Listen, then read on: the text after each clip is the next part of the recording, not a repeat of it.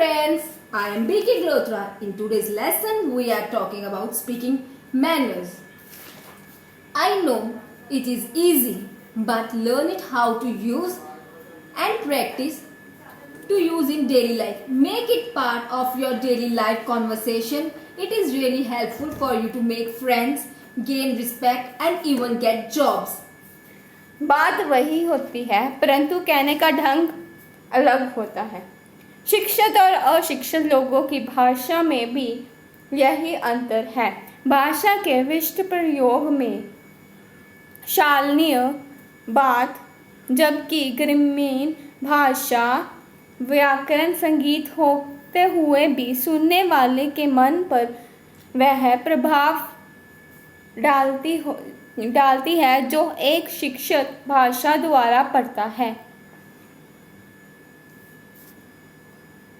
We also need to learn what's acceptable, what's not okay. So today we will be talking about 8 things that you need to say and do when you are living or working in an English environment. Okay, let's get started. First one is please, thanks, thank you, welcome, sorry, pardon, with pleasure.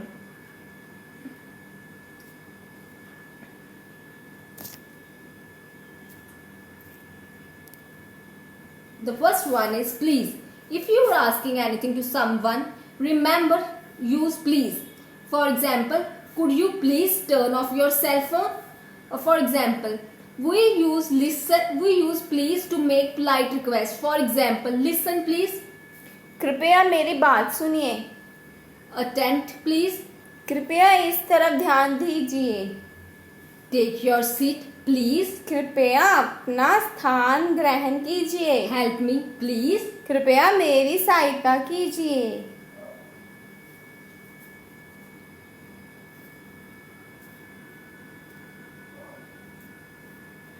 If you are asking anything to someone, also remember say please.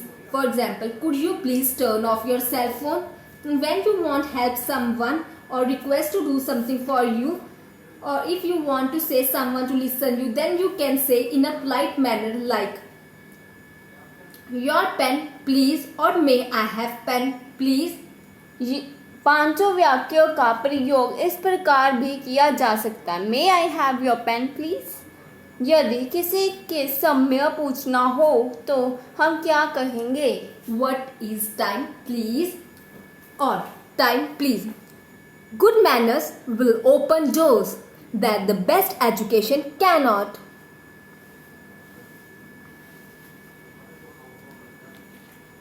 Thank you or welcome. These are phrases that we do use very common in English. It would be for somebody done for you like thank you very much for your call or thanks to politely accept or refuse something that has just been offered to you like would you like coffee and so on. कोई हमारा कार्य करता है या किसी ने हमारी पूछी हुई बात बताई है या किसी ने हमें कुछ भेंट किया है तो उसका धन्यवाद करना नैतिक कर्तव्य बन जाता है। हम थैंक्स कहकर उसका धन्यवाद कर सकते हैं। अधिक आभार प्रकट करने के लिए थैंक प्लीज या थैंक यू प्लीज कहना चाहिए। यदि इससे भी अधिकार आभार प्रकट करना हो तो निम्न वाक्यों का प्रयोग करना चाहिए। Many thanks. बहुत बहुत धन्यवाद। For example, thank you very much for your call. If you want to thanks to politely accept or refuse something that has just been offered to you. For example, would you like coffee? You can reply in a polite manner. Example, no thanks.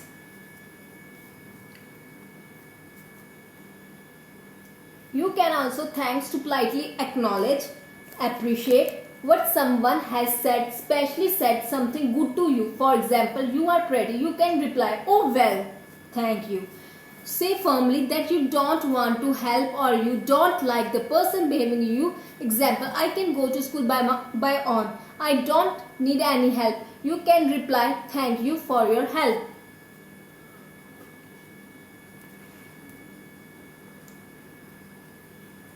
If you want to greater gratitude than thank you or thanks, then we can say any of them. Lots of thank. अति धन्यवाद. Thank you very much. आपका अति धन्यवाद. Many many thanks. बहुत बहुत धन्यवाद. When you receive gift, say thank you before taking gift from someone. If you don't want to take gift from someone, say no, but in a polite manner, like no thanks. आपकी भेंट में यदि आपका कोई वस्तु लेने को कहा जाए और उससे लेने की आपकी इच्छा ना हो तो आप उसे निम्रता पूर्वक करना चाहिए. नो थैंक्स, नहीं जी धन्यवाद.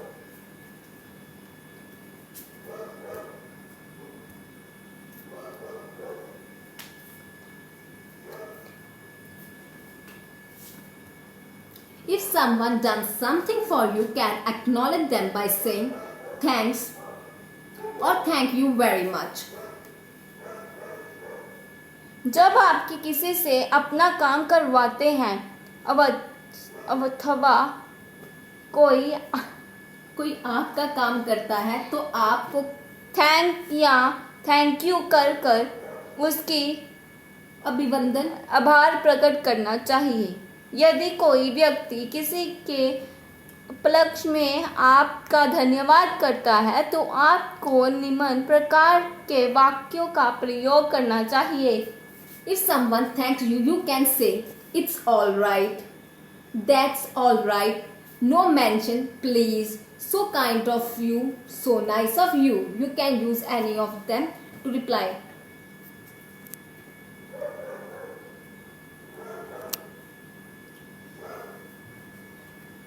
The next one is welcome.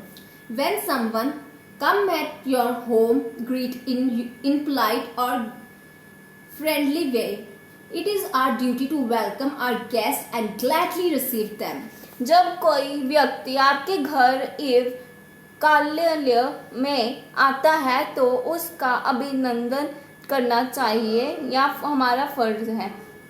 हम अपने नैतिक कर्तव्य का पालन करते हुए उसे मुंदवानी में कहते हैं आइए पधारिए. इसका अंग्रेजी में निम्न प्रकार के प्रयोग होते हैं. We can welcome guests by saying welcome, you are welcome. Welcome मतलब आपका स्वागत है. You are welcome. आपका स्वागत है.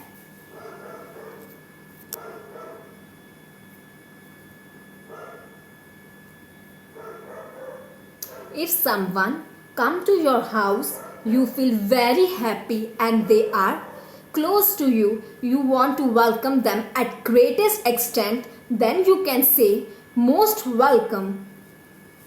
यदि आने वाला आपका अधिक ही आपका मित्र है तो आपको अधिक गर्मजोशी से स्वागत का अभिवादन करना चाहिए. मोस्ट वेलकम आपका स्वागत है. बड़ों का स्वागत करते समय सामान्यतः आप कहेंगे वेलकम, प्लीज कम इन. स्वागत, कृपया अंदर आइए. If suddenly your friend or relative come at your house, then you say hello, wonder, welcome. यदि आपके घर अचानक आपका कोई परम मित्र एवं संबंधी आ जाए तो आप क्या कहेंगे? Hello, wonder, welcome. हेलो अति स्वागत है. आपको हाँ जाने वाले यदि आपसे बड़े हैं तो वेलकम सर और welcome honourable. If someone is elder from you, then you say welcome sir, welcome honorable. Having good manner is important. Man's manners are a mirror in which he show his portrait. Sorry. You can say sorry when you make mistake or when you feel regret, sympathy, pity, etc. You can say sorry. Example. कोई हमसे गलती हो जाती है या अचानक रास्ते में हम किसी से टकरा जाते हैं तो हमें स्पष्ट में उसे सॉरी कहना चाहिए।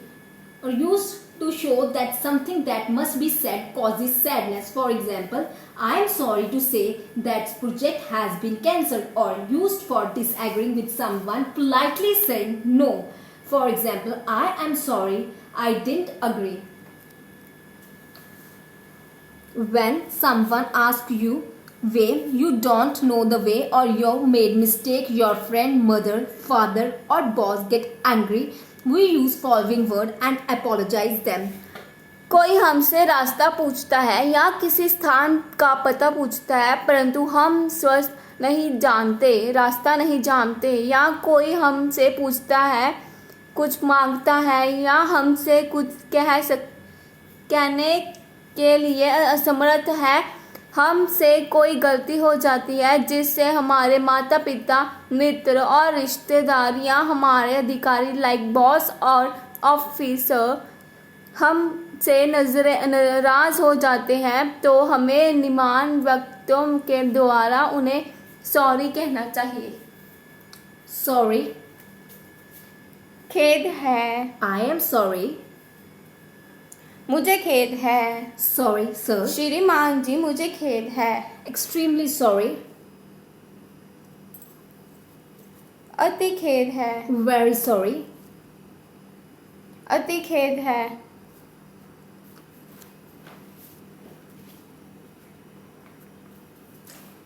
Next phrase is excuse me. It is very useful phrase.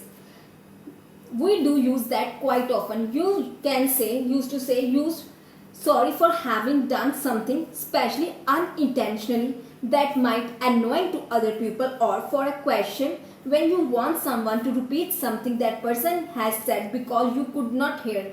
For example, excuse me, I didn't get that last part. Excuse me, sir. Sorry to disturb you. Sorry to interrupt you. दो या दो से ज़्यादा अधिक आपस में बात कर रहे हैं और हम उनके साथ बात करना चाहते हैं तो हमें यह कहना चाहिए, excuse me please, sorry to disturb you, sorry to interrupt you.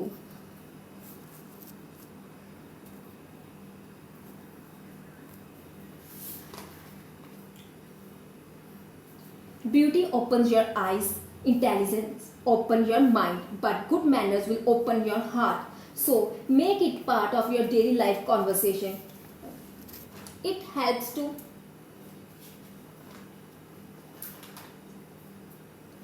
to show respect for others. Now, next phrase is pardon. Pardon is used a request to speaker to repeat something or the action of forgiving. For example, pardon, I said cupping a hand of my ear. Next one is he obtained pardon for his sins.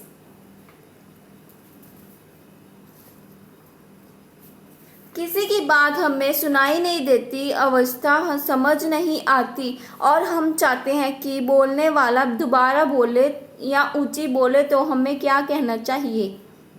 Pardon please.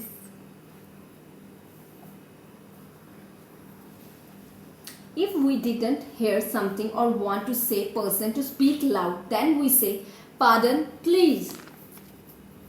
कृपया क्षमा करें।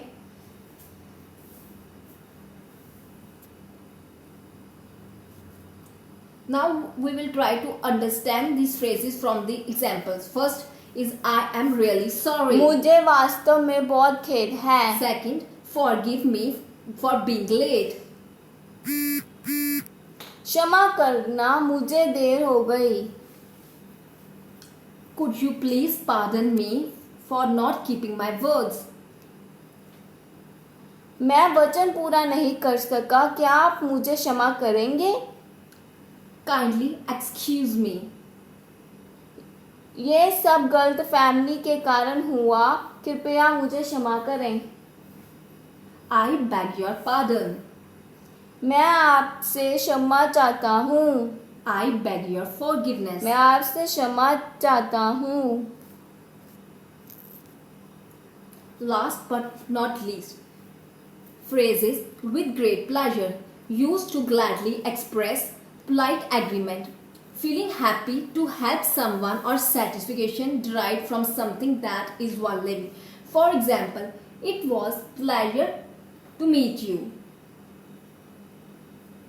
कोई व्यक्ति आपसे कोई वस्तु लेना चाहता है और वह आपसे कहता है may I have your book, क्या मैं आपकी पुस्तक ले सकता हूँ? You may answer with pleasure, with great pleasure. आप कमरे में अंदर बैठे हैं और कोई व्यक्ति आपसे कहता है may I come in please? You can answer any of these. Oh yes,